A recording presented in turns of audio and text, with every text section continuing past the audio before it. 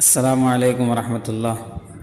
سامعین سے گزارش کی جاتی ہے کہ ہمارے چینل اتحاد الانصار میں جن کتابوں کی آڈیو ریکارڈنگ ہوئی ہے انہیں بھی سنیں اور اپنے دوست و احباب میں اسے شیئر کریں۔ آپ کی آسانی کے لیے ان کے لنکس ڈسکرپشن میں دے دیے گئے ہیں، اور ہمارے چینل کو سبسکرائب کرنا نہ بھولیں۔ جزاک اللہ خیر۔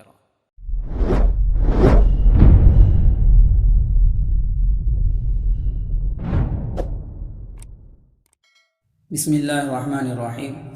سیرت پاک صلی اللہ علیہ وسلم، معراج کا سفر۔ اعوذ باللہ من الشیطان الرجیم، بسم اللہ الرحمن الرحیم۔ قل یا ایہا الکافرون لا اعبد ما تعبدون۔ ترجمہ: آپ ان کافروں سے کہہ دیجئے کہ اے کافروں، میرا اور تمہارا طریقہ متحد نہیں ہو سکتا، اور نہ تو فی الحال میں تمہارے معبودوں کی پرستش کرتا ہوں اور نہ تم میرے معبود کی پرستش کرتے ہو۔ مشرکین مسلمانوں کی بڑھتی ہوئی تعداد سے گھبرا رہے تھے۔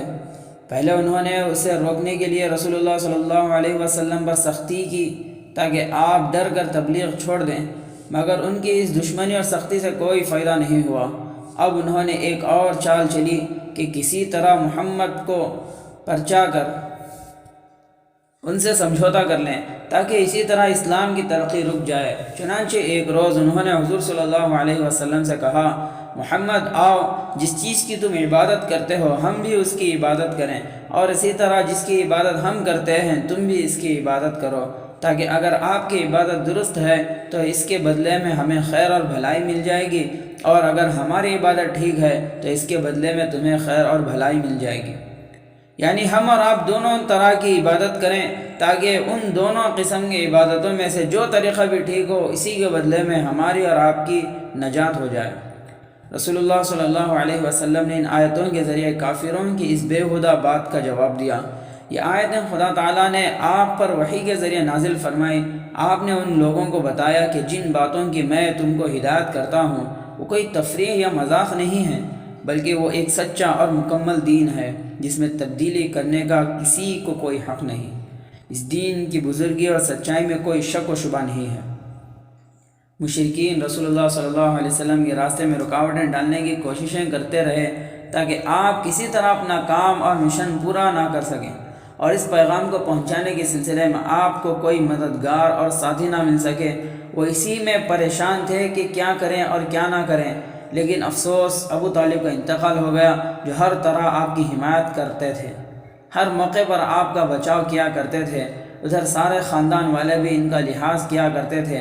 اگر ان کے قبیلے کے لوگ رسول اللہ صلی اللہ علیہ وسلم کو تکلیف پہنچانا چاہتے تو وہ ان کے درمیان رکاوٹ بن جایا کرتے، اور اب ان کے اور رسول صلی اللہ علیہ وسلم کے درمیان کی یہ دیوار ہٹ چکی تھی۔ اس واسطے رسول اللہ صلی اللہ علیہ وسلم کی راہ میں کانٹے بچھانے کے لیے میدان صاف ہو چکا تھا۔ اب وہ جس قدر بھی رسول اللہ کو تکلیفیں پہنچانا چاہتے اور جس قدر بے رحمی اور ایذا رسائی کا سلوک کرنا چاہتے تھے کر سکتے، کیونکہ اب یہ ظاہری رکاوٹ ختم ہو چکی تھی۔ اس کے بعد مشرکوں نے رسول اللہ کو بڑھ چڑھ کر تکلیفیں پہنچانی شروع کی اور آپ کی تبلیغ کے راستے میں بے انتہا رکاوٹیں ڈالنی چاہییں۔ ایک روز حضور پاک صلی اللہ علیہ وسلم بیت اللہ میں نماز پڑھ رہے تھے۔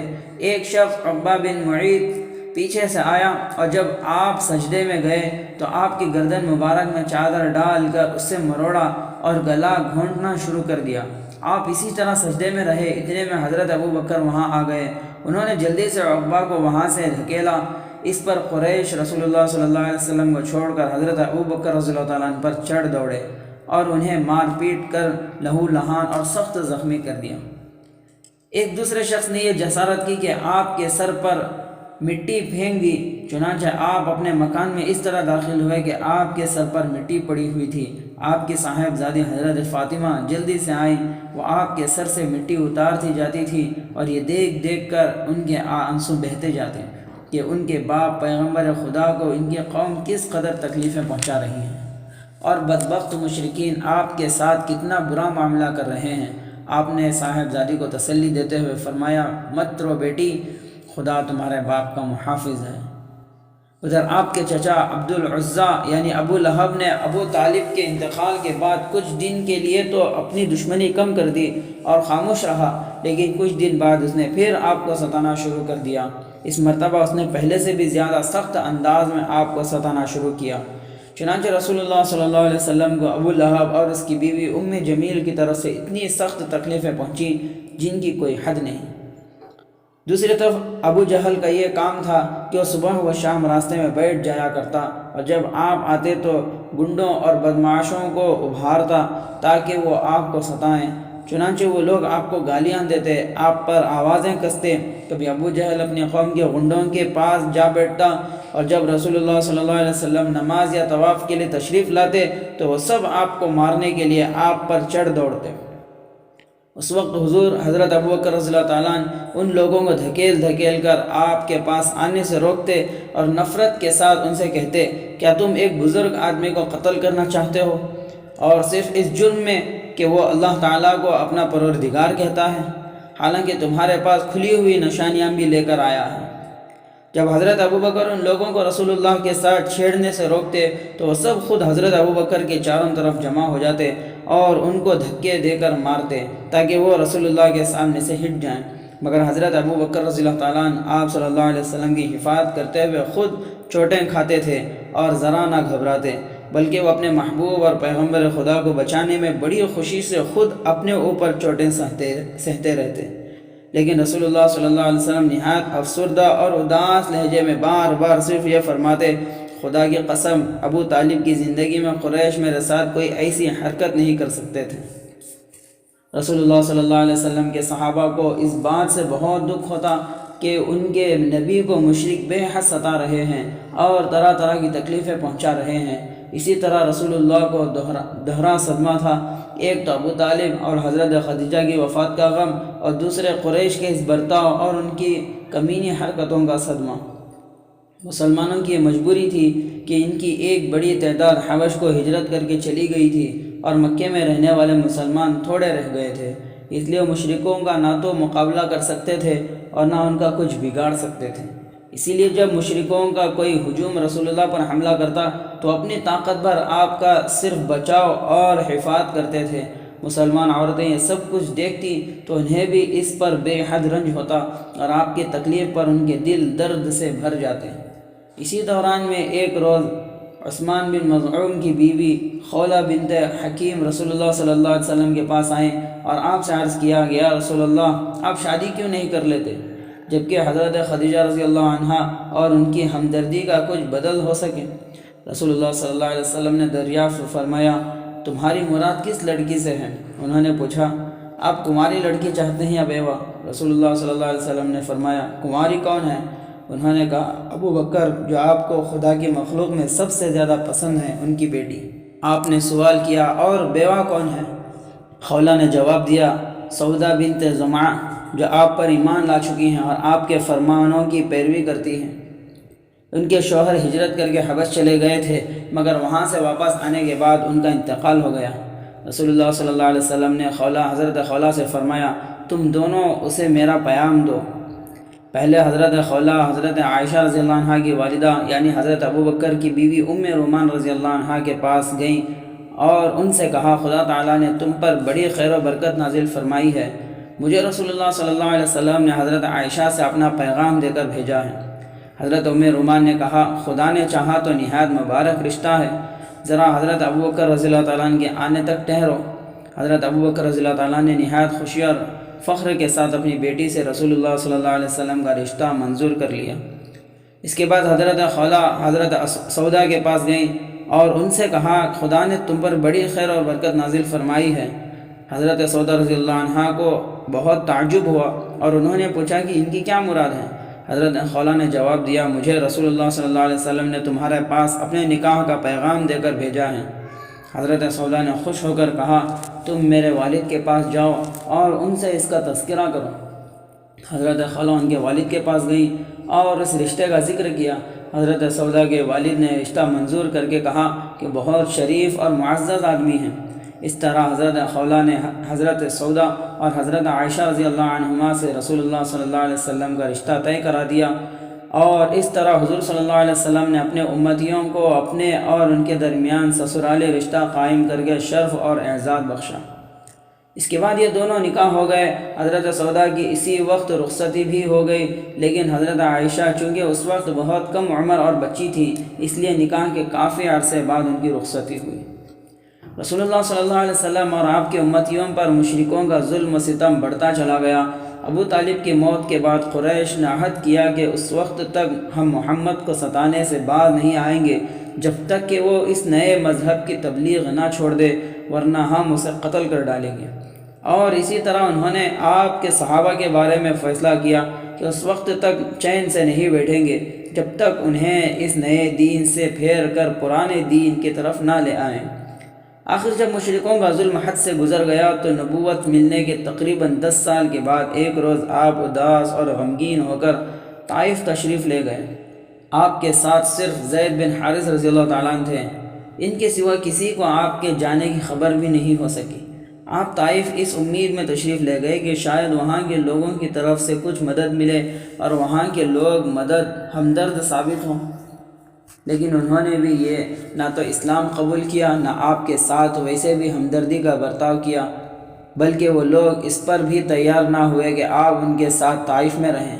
انہوں نے بھی مکے والوں کی طرح آپ کے نبی ہونے سے انکار کر دیا اور اسلام کی دعوت کو جھٹلا کر آپ کے ساتھ بہت بری طرح پیش آئے، کیونکہ انہیں بھی اسلام کے پھیل جانے سے وہی خوف تھا جو قریش کو تھا۔ ادھر یہ کہ 2 وجہوں سے طائف کی بہت اہمیت تھی۔ اول تو یہ کہ وہاں کی آب و ہوا بہت اچھی تھی، پھلوں اور میووں کی بہتات تھی، اس لیے یہ شہر قریش کے دولت مند لوگوں کی تفریح گاہ تھا۔ دوسرے یہ کہ لات نامی عرب کا مشہور بت بھی اسی شہر میں تھا۔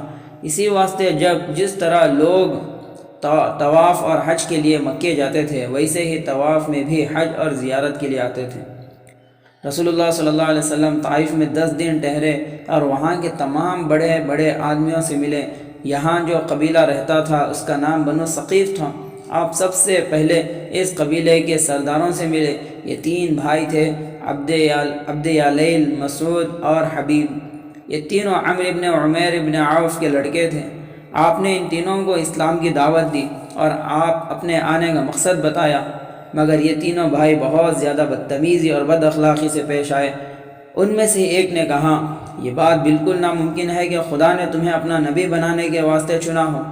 دوسرا بولا، کیا خدا تعالیٰ کو تمہارے سوا کوئی اور اپنا نبی بنانے کے لیے نہیں ملا تھا؟ تیسرے نے کہا، میں تم سے کوئی بات ہی نہیں کرنا چاہتا، کیونکہ جیسا تم کہتے ہو، اگر تم واقعی خدا کے نبی ہو تو تمہاری بات کا انکار کرنے میں بڑا خطرہ ہے، اور اگر تم جھوٹے ہو تو میں تمہیں بات کرنے کے قابل ہی نہیں سمجھتا۔ اس پر رسول اللہ صلی اللہ علیہ وسلم بنی ثقیف کی طرف سے مایوس ہو گئے اور آپ واپس جانے کے لیے روانہ ہوئے، مگر بنی ثقیف کی طرف اس پر بھی باز نہیں آئی، بلکہ انہوں نے اپنے یہاں کے گنڈوں اور بدمعاشوں کو آپ کے پیچھے لگا دیا۔ یہ شیطانی لشکر آپ کے اوپر ہر طرف سے ٹوٹ پڑا، شور و شغب اور گالیوں سے آسمان سر پر اٹھا لیا۔ آپ جدھر کا رخ کرتے یہ بدبخت آپ کو گھیر لیتے اور گالیوں اور شور کے ساتھ پتھر مارتے۔ آپ کہیں بیٹھتے تو یہ ظالم بازو پکڑ کر پھر اٹھا دیتے اور پتھراؤ کرتے۔ حضرت زید رضی اللہ تعالیٰ عنہ بھی آپ کو بچانے کی کوشش میں زخمی ہو گئے تھے، مگر خود نبی پاک صلی اللہ علیہ وسلم کا یہ حال تھا کہ جسم مبارک کا کوئی حصہ ایسا نہیں تھا جو زخمی نہ ہوا ہو اور جس سے خون کے فوارے نہ پھوٹ رہے ہوں، یہاں تک کہ آپ کے دونوں جوتے خون سے بھر گئے۔ رسول اللہ چلتے چلتے شہر کے باہر پہنچ گئے۔ قبیلہ ثقیف کے گنڈے اب تک آپ کے پیچھے آ رہے تھے۔ آخر ان سے بچنے کے لیے آپ ایک باغ میں داخل ہو گئے اور وہاں انگور کی ٹیٹوں میں پناہ لے کر ان سے پیچھا چھڑایا۔ یہ باغ کافی بڑا تھا اور اس میں انگور کی بہت سی بیلیں تھیں جن میں انگوروں کے اونچے لٹکے ہوئے تھے۔ یہاں پہنچ کر ان بدبختوں نے رسول اللہ صلی اللہ علیہ وسلم کا پیچھا چھوڑا اور وہاں سے واپس چلے گئے۔ رسول اللہ نے اپنا چہرہ مبارک آسمان کی طرف اٹھایا اور آپ جو تکلیفیں اٹھا رہے تھے ان کی سختی پر خدا تعالیٰ کے سامنے گڑ گڑائے۔ آپ نے خدا سے ان الفاظ میں اس کی رحمت اور فضل و کرم کی درخواست کی کہ یا اللہ، میں تجھ سے ہی اپنی بے بسی اور لوگوں پر اپنی بے اثری کا فریاد کرتا ہوں۔ اے رب العالمین، تو بے قصوں کا والی ہے، تو ہی میرا رب ہے، تو مجھے کس کے سپرد کر دے گا؟ کسی غضبناک دشمن کے یا کسی دوست کے کہ جس کو تو میرے کاموں کا مالک بنائے گا؟ اگر مجھ پر تیرا غصہ نہ ہو تو مجھے کوئی ڈر نہیں، اگر بلکہ تیری پناہ میرے لیے بہت ہے۔ میں تیری بزرگ ذات کے اس نور کی پناہ مانگتا ہوں جس سے تو نے اندھیروں کو روشنی بخشی اور جس سے دنیا اور آخرت کا معاملہ سنور دیتا ہے۔ میں اس سے تیری پناہ مانگتا ہوں کہ تو مجھ پر اپنا غضب نازل کرے یا مجھ پر اپنی سختی نازل کرے۔ تیری خوشنودی مانگتا ہوں تاکہ تو راضی ہو جائے، اور تیری مدد کے بغیر کسی کو کوئی طاقت و قوت نہیں ہے۔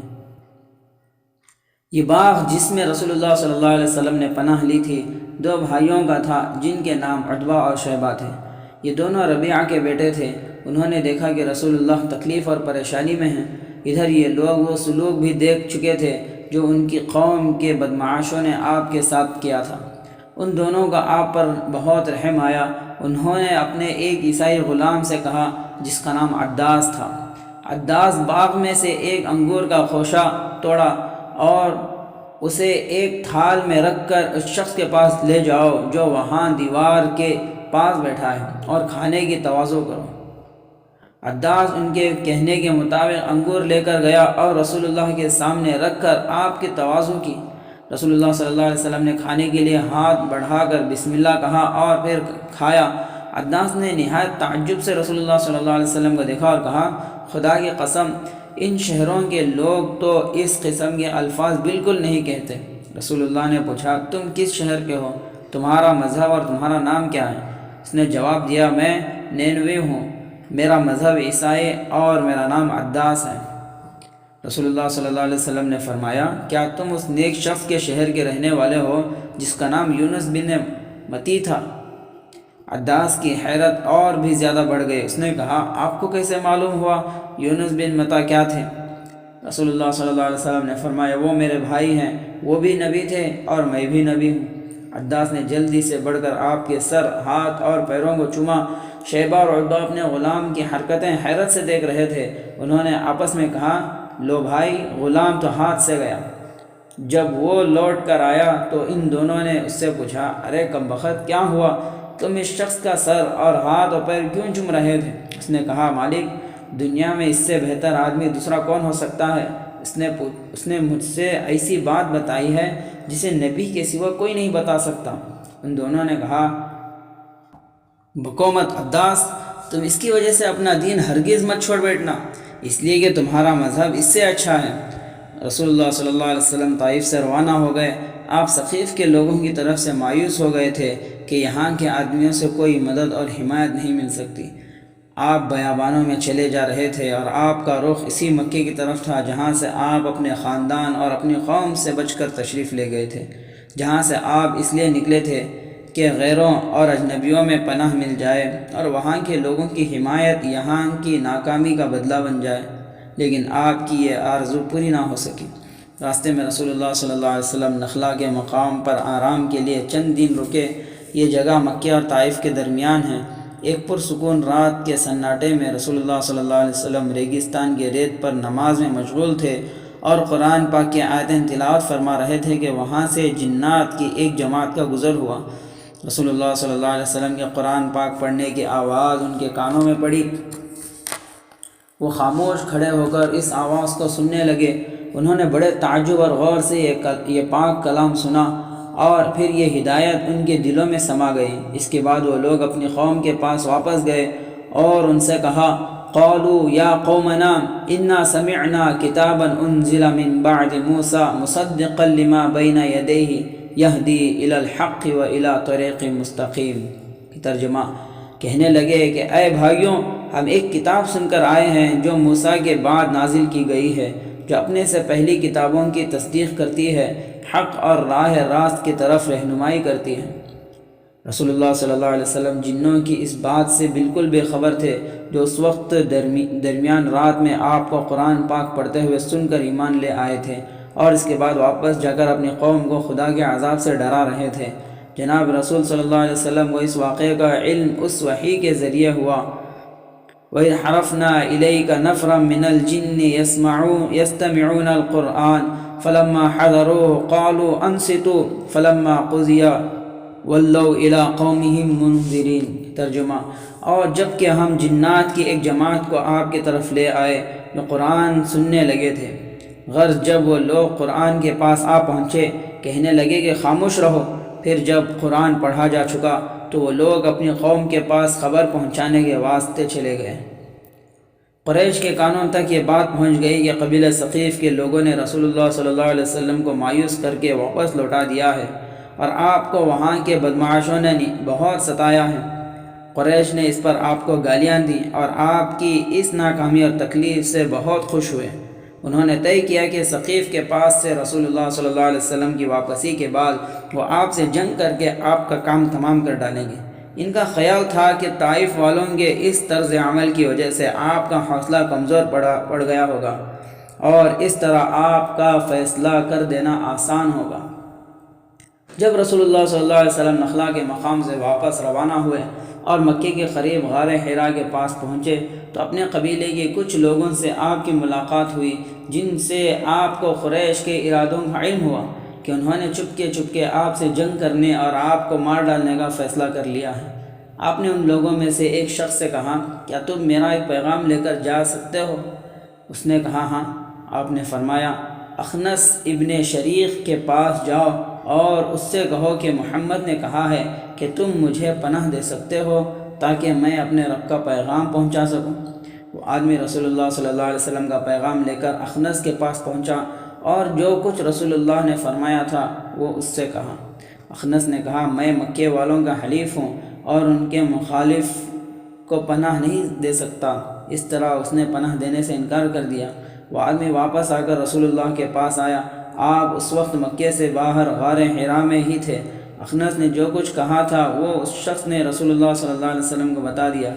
آپ نے اس سے کہا، کیا تم ایک دوسرا پیغام لے کر بھی جا سکتے ہو؟ اس نے کہا، ہاں۔ آپ نے فرمایا، اب تم سہیل بن عمرو کے پاس جاؤ اور اس سے کہو کہ کیا وہ مجھے پناہ دے سکتے ہیں تاکہ میں اپنے رب کا پیغام پہنچا سکوں۔ حضرت سہیل بن عمرو اس وقت تک مسلمان نہیں ہوئے تھے۔ جب وہ شخص سہیل کے پاس پہنچا تو انہوں نے جواب دیا، بنی عامر ابن لوی کے لوگ بنی کعب کے مقابلے میں کسی کو پناہ نہیں دے سکتے۔ وہ آدمی پھر رسول اللہ صلی اللہ علیہ وسلم کے پاس آیا اور آپ سے سہیل کا جواب بتایا۔ رسول اللہ صلی اللہ علیہ وسلم نے پوچھا، کیا پھر جا سکتے ہو؟ اس نے کہا، ہاں۔ آپ نے فرمایا، اب کہ مطعم بن عدی کے پاس جاؤ۔ وہ آدمی مطعم کے پاس پہنچا اور اس سے کہا، کیا محمد کو پناہ دے سکتے ہو؟ مطعم نے کہا، ہاں، وہ یہاں آ جائیں۔ صبح ہی مطعم خود بھی تیار ہو گیا اور اس نے اپنے بیٹوں اور پوتوں کو بھی اس بات پر تیار کر لیا کہ جب محمد مکے میں داخل ہوں تو وہ ان کی حمایت کریں۔ ان سب لوگوں نے جنگی لباس پہنا اور تلواریں لٹکا کر کعبے میں آ گئے، جہاں بہت سے قریش بیٹھے ہوئے تھے۔ ابو جہل نے یہ دیکھا تو اس نے مطعم سے پوچھا، کیا تم نے محمد کو اپنی پناہ میں لیا ہے یا اس کی پیروی اختیار کر لی ہے؟ مطعم نے کہا، پناہ میں لیا ہے۔ ابو جہل نے کہا، جسے تم نے پناہ دی اسے ہم نے بھی پناہ دی ہے۔ اس کے بعد رسول اللہ صلی اللہ علیہ وسلم مکے میں داخل ہوئے اور مطعم نے آپ کو قریش سے پناہ دی، چنانچہ کسی نے بھی آپ کے ساتھ بدسلوکی نہیں کی۔ پھر ایک روز رسول اللہ صلی اللہ علیہ وسلم کعبے میں طواف کے لیے تشریف لے گئے تو اس وقت وہاں قریش کے بہت سے آدمی بیٹھے ہوئے تھے۔ ابو جہل نے رسول اللہ کو دیکھا تو آپ کا مذاق اڑاتے ہوئے رفافہ سے کہنے لگا، جو خود بھی بنی ہاشم میں سے تھا، بنی عبد مناف، یہ ہے تمہارا نبی۔ عتبہ بن ربیعہ خود بھی بنی ہاشم میں سے تھا مگر قریش کی طرح کافر تھا۔ انہوں نے جواب دیا، کیا ہم میں سے کوئی نبی یا فرشتہ نہیں ہو سکتا؟ رسول اللہ نے سب گفتگو سن لی تھی۔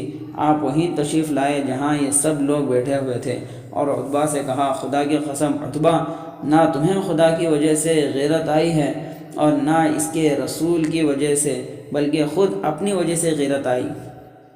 اس کے بعد رسول اللہ صلی اللہ علیہ وسلم ابو جہل کی طرف متوجہ ہوئے اور اس سے فرمایا، اور تم ابو جہل، خدا کی قسم تھوڑے ہی زمانے کے بعد تم پر ایسا وقت آئے گا کہ تم ہنسو گے کم اور رو گے زیادہ۔ اس کے بعد دوسرے تمام لوگوں سے خطاب کرتے ہوئے آپ نے فرمایا، اور قریش والوں، خدا کی قسم تھوڑے ہی زمانے کے بعد تمہیں وہی چیز قبول کرنی پڑے گی جس سے تم اب انکار اور نفرت کر رہے ہو۔ اب رسول اللہ صلی اللہ علیہ وسلم نے عرب کے تمام قبیلوں کو عمومی تبلیغ شروع کی۔ آپ ان کے گھروں اور ان کے کاروانوں اور قافلوں میں تشریف لے جاتے، ان کے دیہات اور ان کے بازاروں میں جاتے، ان کو خدا کی طرف بلاتے اور بتاتے کہ آپ خداوند کریم کے بھیجے ہوئے نبی ہیں۔ انہیں دعوت دیتے کہ وہ آپ کی تصدیق اور پیروی کریں۔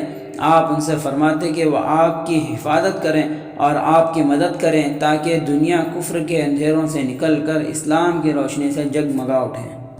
جب رسول صلی اللہ علیہ وسلم کی عمر مبارک تقریباً 52 سال کی تھی تو ایک رات آپ کا معراج ہوئی، یعنی آپ حضرت جبرائیل کے ساتھ آسمانوں پر تشریف لے گئے۔ یہ واقعہ اس طرح ہے کہ ایک رات آپ حضرت علی رضی اللہ تعالیٰ عنہ کی بڑی بہن حضرت ام ہانی کے مکان میں سو رہے تھے کہ مکان کی چھت پھٹی اور اس میں سے حضرت جبرائیل علیہ السلام اترے۔ انہوں نے حضور کو جگایا اور آپ کو لے کر بیت اللہ تشریف لے گئے۔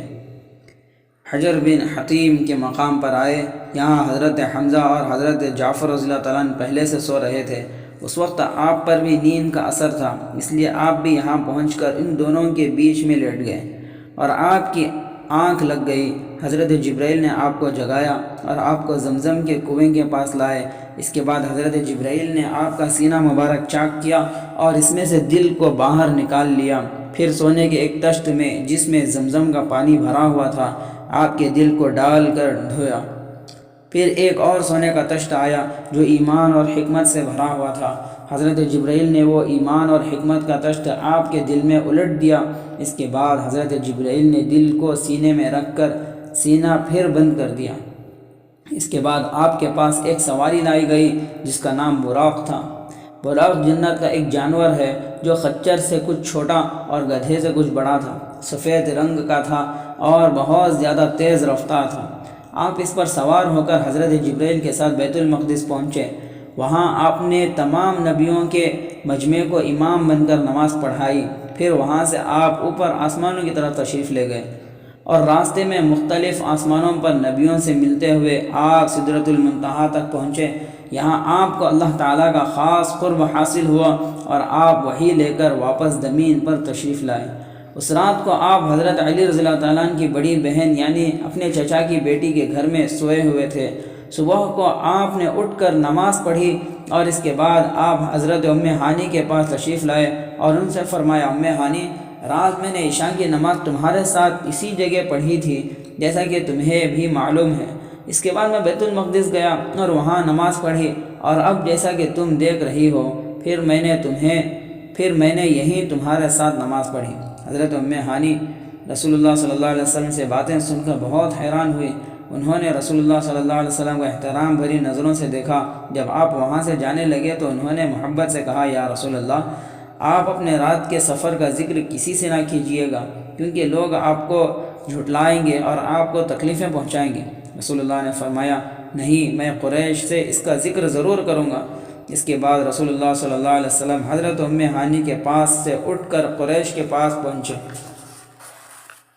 ام ہانی سے یہ نہ رہا گیا اور انہوں نے اپنی ایک حبشی باندی کو رسول اللہ کے پیچھے بھیجا تاکہ وہ وہاں کے روداد ان سے آ کر بتلائیں۔ رسول اللہ صلی اللہ علیہ وسلم کے سامنے اس بات کے دونوں پہلو تھے۔ ایک پہلو یہ تھا کہ جس سے آپ بہت خوش تھے کہ خدا تعالیٰ نے آپ کو اس نعمت سے نوازا اور آپ کو یہ اعزاز بخشا کہ آپ رات کے وقت مسجد حرام سے مسجد اقصی تشریف لے گئے۔ آپ کو آسمانوں کی اور بلندیوں تک جانے کا شرف حاصل ہوا جہاں عرش کا جلال اور بزرگی ہے۔ اور دوسرا پہلو یہ تھا کہ قریش کو یہ بات بتائی جائے گی تو وہ آپ کو جھٹلائیں گے۔ رسول اللہ کا دل یہ چاہتا تھا کہ خدا کی جس عظمت اور بڑائی کا آپ نے مشاہدہ فرمایا تھا اس کا اظہار قریش کے سامنے بھی ذکر کر دیں۔ خدا بزرگ کی جو نشانیاں آپ نے دیکھی وہ ان لوگوں سے بھی بتائیں۔ اسی لیے رسول اللہ صلی اللہ علیہ وسلم کعبے میں اداس ہو کر بیٹھ گئے۔ کعبے میں بیٹھے ہوئے دوسرے لوگوں نے دیکھا کہ رسول اللہ خاموش بیٹھے ہیں۔ انہی لوگوں میں ابو جہل اور مطعم بن عدی بھی تھے۔ جب ابو جہل نے آپ کو اس طرح خاموش بیٹھے دیکھا تو وہ اٹھ کر آپ کے پاس آیا اور مذاق اڑانے کے انداز میں کہنے لگا، کیا ہوا محمد، کیا کوئی نئی بات سوچی ہے؟ رسول اللہ نے گفتگو شروع فرماتے ہوئے کہا، ہاں، رات میں سفر میں گیا ہوا تھا۔ ابو جہل نے پوچھا، کہاں؟ رسول اللہ نے جواب دیا، بیت المقدس۔ رسول اللہ کی اس بات کو اس نے آپ کا مذاق اڑانے کا ذریعہ بنانا چاہا۔ اس نے سوچا کہ آپ کی باتوں کو مشتبہ ثابت کرنے کے لیے یہ اچھا موقع ہے، مگر اس نے سوچا کہ اگر میں نے ابھی اس بات کو جھٹلا دیا اور پھر دوسروں کو بتلا دیا تو کہیں یہ جناب رسول صلی اللہ علیہ وسلم اس وقت اپنی بات سے انکار کرنا کر دیں۔ اس لیے اس نے فوراً آپ سے کہا، اس میں کوئی حرج تو نہیں کہ میں تمہیں دوسرے لوگوں کو بھی بتلاؤں اور تم ان کے سامنے بھی یہ بات بیان کرو جو مجھ سے کہی ہے؟ آپ نے فرمایا ہاں۔ ابو جہل نے فوراً چلا کر قریش کے لوگوں کو پکارا، اے کعب ابن لبی کے اولاد! تمام لوگ فوراً اپنی مجلس سے اٹھ کر یہ معلوم کرنے کے لیے اس کے پاس جمع ہو گئے کہ کیا بات ہے۔ تب اس نے رسول اللہ صلی اللہ علیہ وسلم سے کہا، جو کچھ تم نے مجھ سے کہا تھا وہ ان لوگوں سے بھی کہو۔ رسول اللہ نے فرمایا، رات میں ایک جانور کی پیٹھ پر بیٹھ کر جس کا نام براق ہے مسجد اقصیٰ گیا۔ وہاں نبیوں کی ایک جماعت میرے سامنے لائی گئی۔ ان نبیوں میں حضرت ابراہیم، موسیٰ اور عیسیٰ بھی تھے۔ اس کے بعد میں نے ان لوگوں کے ساتھ وہاں نماز پڑھی اور ان سے باتیں بھی کی۔ یہ سنتے ہی اکثر لوگوں نے ایک دم زور زور سے ہنسنا شروع کر دیا، اور ابو جہل نے مذاق کے انداز میں آپ سے پوچھا، کیا مردہ نبیوں کو زندہ کر کے تمہارے سامنے لایا گیا تھا؟ ان کی شکل بتاؤ۔ آپ نے فرمایا، عیسیٰ تو ٹھینگے سے اونچے اور لمبے سے کم تھے، چوڑا سینہ، سرخ سفید رنگ اور بھورے بال تھے، اور موسیٰ کا رنگ گندمی تھا اور موٹے اور لمبے تھے، اور خدا کی قسم حضرت ابراہیم صورت اور سیرت کے لحاظ سے دنیا میں مجھ سے سب سے زیادہ مشابہ تھے۔ لوگ چبھنے میں پڑ گئے کہ آپ کیا فرما رہے ہیں۔ وہ ایک دوسرے سے پوچھنے لگے، آیا یہ سچ ہے یا جھوٹ اور پاگل پن ہے؟ ان میں سے کچھ لوگ ایسے تھے جنہوں نے اس بات کی بہت زیادہ اہمیت محسوس کی۔ بعض لوگ حیران اور ششدر رہ گئے، کچھ لوگ شک و شبہ میں پڑ گئے، اور کچھ لوگ ایسے بھی تھے جنہوں نے اس کو جھٹلایا اور اس کا مذاق اڑایا۔ اسی وقت کچھ آدمی رسول اللہ صلی اللہ علیہ وسلم کے سب سے قریبی دوست حضرت ابوبکر کے پاس گئے اور انہیں یہ خبر سناتے ہوئے کہا، ابوبکر، تمہیں اپنے ساتھی کا حال بھی معلوم ہے؟ وہ کہتا ہے کہ رات وہ بیت المقدس گیا تھا۔ حضرت ابوبکر نے پوچھا، کیا یہ بات انہوں نے ہی کہی ہے؟ لوگوں نے کہا ہاں۔ حضرت ابوبکر رضی اللہ تعالیٰ نے کہا، اگر انہوں نے ہی یہ بات کہی ہے تو بالکل سچ ہے۔ ان لوگوں نے کہا، کیا تمہیں اس بات پر یقین آ گیا کہ وہ بیت المقدس گیا تھا اور صبح ہونے سے پہلے واپس بھی آ گیا؟ حضرت ابوبکر نے فرمایا، ہاں، میں تو اس وقت بھی ان کی تصدیق کرتا ہوں جب وہ اس سے بھی آگے کے بات کہتے ہیں کہ ان کے پاس رات یا دن کی صرف ایک پل میں آسمان سے زمین پر خبر آ جاتی ہے۔ جس بات پر تمہیں حیرت ہو رہی ہے، کیا یہ اس سے بھی زیادہ تعجب کی بات نہیں ہے؟ پھر حضرت ابوبکر رسول اللہ صلی اللہ علیہ وسلم کے پاس کعبے میں آئے۔ اس وقت مطعم بن عدی آپ سے کہہ رہا تھا، محمد، اس سے پہلے تمہارا معاملہ معمولی درجے کا تھا، لیکن تمہاری آج کی بات سے ثابت ہو گیا کہ تم جھوٹے اور دیوانے ہو۔ ہم جب بیت المقدس جاتے ہیں تو ہمارے اونٹوں کا پتا پانی ہو جاتا ہے، تب بھی ہم 1 مہینے میں پہنچتے ہیں اور 1 مہینے میں واپس آتے ہیں، اور تم یہ کہتے ہو کہ تم 1 رات میں وہاں پہنچ بھی گئے اور واپس بھی آ گئے۔ لات و عزیٰ کی قسم، ہم کبھی اس بات پر یقین نہیں کر سکتے اور نہ یہ کسی طرح ممکن ہے۔ حضرت ابوبکر نے جلدی سے کہا، محمد صلی اللہ علیہ وسلم ہرگز جھوٹ نہیں بولتے، میں گواہی دیتا ہوں کہ وہ سچے ہیں۔ پھر مطعم بن عدی نے آپ سے پوچھا، محمد، ہمیں یہ بتاؤ کہ بیت المقدس کیسا ہے؟ حضرت ابوبکر رضی اللہ تعالیٰ عنہ سمجھ گئے کہ مطعم رسول اللہ صلی اللہ علیہ وسلم کو پریشان کرنا چاہتا ہے، چنانچہ انہوں نے آپ سے درخواست کی کہ آپ بیت المقدس کی تفصیلات ان کو بتائیں تاکہ آپ کی سچائی ثابت ہو جائے۔ انہوں نے عرض کیا، ہمیں بتائیے رسول اللہ صلی اللہ علیہ وسلم کہ بیت المقدس کیسا ہے؟ میں وہاں جا چکا ہوں۔ رسول اللہ صلی اللہ علیہ وسلم رات کے وقت بیت المقدس گئے تھے، اس لیے پوری طرح اس کو نہیں دیکھ سکے تھے۔ اسی واسطے خدا تعالیٰ کے حکم سے حضرت جبرائیل نے بیت المقدس کو آپ کی نظروں کے سامنے کر دیا تاکہ آپ اسے دیکھ کر بتاتے رہیں۔ چنانچہ رسول اللہ صلی اللہ علیہ وسلم نے بیت المقدس کے ایک کونے کی تفصیل بتائی، حالانکہ وہاں آپ معراج کی رات سے پہلے کبھی نہیں گئے تھے۔ آپ نے وہاں کی مخصوص جگہیں اور علامتیں گنائیں اور ان کے آتے پتے بتائے۔ تمام لوگ پوری توجہ اور خاموشی کے ساتھ آپ کی اس تفصیلی گفتگو کو سن رہے تھے۔ ساتھ ہی وہ سب حیران بھی ہو رہے تھے، مگر ابھی آپ کی گفتگو ختم بھی نہیں ہوئی تھی کہ ان کے دماغوں میں پھر وہی ضد اور غرور لوٹ آیا۔ چنانچہ انہوں نے گردنیں ہلاتے ہوئے کہا، یہ سب باتیں تمہیں کسی نے بتائی ہوں گی، ہمارے سامنے تو کوئی ایسی دلیل بیان کرو جس سے ہمیں یقین آ جائے۔ رسول اللہ صلی اللہ علیہ وسلم نے مسجد حرام سے مسجد اقصیٰ تک کے راستے میں جو چیزیں دیکھی تھیں وہ بتانی شروع کی۔ ان کی تجارتی قافلوں کا ذکر فرمایا جنہیں آپ نے راستے میں دیکھا تھا، ان دیہات کا بھی ذکر فرمایا جن کے پاس سے آپ کا گزر ہوا تھا۔ آپ نے مکے آنے والے قافلوں کا ذکر فرمایا جو اب صرف چند دن بعد پہنچنے والے تھے۔ آپ نے یہ بھی بتایا کہ ان قافلوں کے پاس کس قسم کا سامان ہے اور ان کے پاس سواری کے کیسے جانور ہیں۔ پھر آپ نے فرمایا، میں بیت المقدس جاتے ہوئے تمہارے فلاں قبیلے کے قافلے کے پاس سے گزرا تھا، ان کا ایک اونٹ بھاگ گیا تھا اور انہوں نے اس کو میرے بتانے پر دوبارہ پکڑ لیا تھا۔ پھر واپس اسی پر اپنی ایک جگہ جب میں فلاں قبیلے کے قافلے کے پاس سے گزرا تو میں نے سب لوگوں کو سوتا ہوا پایا، وہیں پانی کا ایک برتن ڈھکا ہوا رکھا تھا، میں نے اس برتن کا پانی بھی پی کر ان کو پھر ڈھک دیا۔ تم جا کر اس قافلے کو دیکھ سکتے ہو، اس میں سب سے آگے خاکستری رنگ کا ایک اونٹ ہے اور اس پر 2 بوریاں لدی ہوئی ہیں، ان میں سے ایک سیاہ ہے اور ایک دھاری دار ہے۔ مشرکوں نے کہا، ہم تمہاری بات کا اس وقت تک یقین نہیں کر سکتے جب تک کہ ہم خود ان قافلے والوں سے جا کر نہ پوچھ لیں اور ان کی جن علامتوں کا تم نے ذکر کیا ہے وہ ہم خود نہ دیکھ لیں، اس سے پہلے ہم تمہاری کوئی بات نہیں مان سکتے۔ اب مشرک اس بات کا امتحان کرنے کے لیے شام کے راستے کی طرف گئے، دیکھا تو وہی قافلہ آ رہا ہے۔ سب سے آگے خاکستری رنگ کا اونٹ تھا جس کے اوپر 2 بوریاں لدی ہوئی تھیں، ایک بوری سیاہ تھی اور دوسری دھاری دار۔ پھر کافروں نے پانی کے برتن کے متعلق معلوم کیا۔ قافلے والوں نے جواب دیا کہ ہم نے پانی کا برتن ڈھک کر رکھا تھا، صبح کو ڈھکا ہوا تھا تو ملا مگر اس میں پانی نہیں تھا۔ پھر مشرکوں نے اس قافلے کے لوگوں سے معلوم کیا جن کے اونٹ کے بھاگ جانے کے بارے میں رسول اللہ صلی اللہ علیہ وسلم نے فرمایا تھا۔